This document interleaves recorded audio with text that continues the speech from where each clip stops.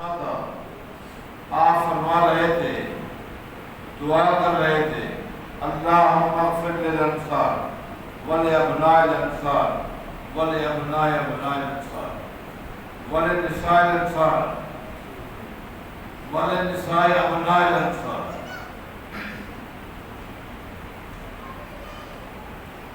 نبی علیہ السلام فرما رہے تھے کہ اے اللہ انصار کو معاف کر دے، انصار کی اولادوں کو معاف کر دے، انصار کی اولادوں کو معاف کر دے، اے اللہ انصار کی عورتوں کو معاف کر دے، انصاروں کے بچوں کی بیویوں کو بھی معاف کر دے، ان کو بھی معاف کر دے۔ تین پشتوں کے لیے نبی علیہ السلام کو آپ فرما رہے ہیں۔ اب یہاں ایک نقطے پر جو آپ کے سامنے واضح کرنا ہے وہ یہ ہے، انس بن مالک انصاری تھے، قبیلہ انصار سے ان کا تعلق تھا۔ زید بن ارقم فرماتے ہیں کہ تمہاری یہ خوشخبری ہے اللہ تعالیٰ کی طرف سے، اور دلیل میں نبی علیہ السلام کی ایک دعا سنائی۔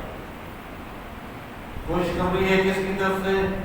اللہ تعالیٰ کی طرف سے، اور اس خوشخبری کو پیش کیا نبی علیہ السلام کی ایک دعا کی ہے۔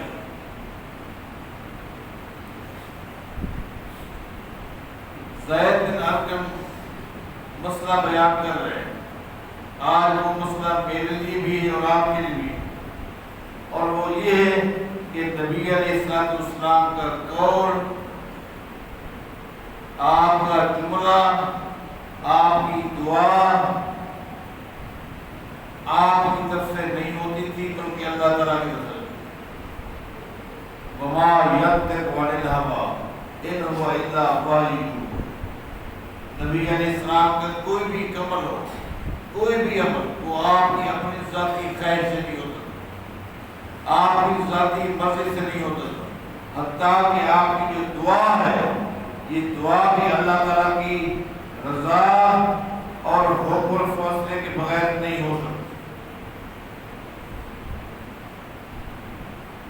نبی علیہ السلام، آپ نے حدیث سنی ہے، نبی علیہ السلام کی باری سیدہ عائشہ کے ہاں تھی، آپ ان کے ساتھ ہی سوئے ہوئے تھے، جبریل آئے تھے، آپ باہر چلے گئے، یہ سوچ کر کہ نبی علیہ السلام نے یہ سوچا کہ سیدہ عائشہ سوئی ہوگی، بتایا نہیں، قبرستان چلے گئے، دعا کی۔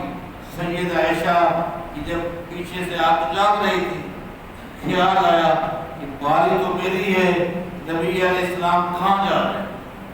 کہیں صفیہ کے ہاں تو نہیں جا رہے، کہیں زینب کے ہاں تو نہیں جا رہے، کہیں حفصہ کے ہاں تو نہیں جا رہے، یہ حق تو میرا ہے، باری میری ہے، پیغمبر میری کسی اور صحبت کے ہاں تو نہیں جا رہے، وہ بھی چلی گئی۔ یہ پوری تفصیل آپ جانتے ہیں۔ نبی علیہ السلام بقیہ غرقد گئے، قبرستان میں دعا کی، آپ واپس آئے، سیدہ عائشہ بھی تیز رفتار میں واپس آ گئی اور پہلے آپ سو گئی۔ تھوڑی دیر کے بعد جب نبی علیہ السلام آئے، آپ سوئے، سیدہ عائشہ کے سینے پر ہاتھ رکھا تو دل کی دھڑکن تیز تھی، تیز چلنے کی وجہ سے۔ نبی علیہ السلام نے پوچھا ماذا ہے، کیا مسئلہ ہے؟ تیرے دل کی دھڑکن تیز ہے، کیا ہو گئی؟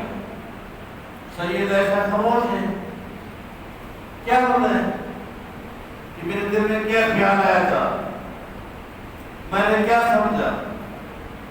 خاموش ہے۔ نبی علیہ السلام نے فرمایا عائشہ بتا دو، اگر تم نہیں بتاؤ گے تو اللہ بتا دے گا، اللہ بتا دے۔ اب سیدہ عائشہ نے پوری بات بتا دی۔ جب آپ گئے تھے نا میں جاگ رہی تھی اور میں یہی سمجھی تھی آپ میری کسی صحبت کے یہاں جا رہے ہیں۔ اب نبی علیہ السلام نے کیا فرمایا، اس جملے پر غور کریں۔ نبی علیہ السلام فرماتے ہیں آزرت ان یحیف اللہ علیہ ورسولہ، عائشہ تو کیا سمجھتی ہے کہ اللہ اور اللہ رسول تیری ساتھ زیادتی کرے گا؟ یہاں اللہ کا لفظ کیوں آیا؟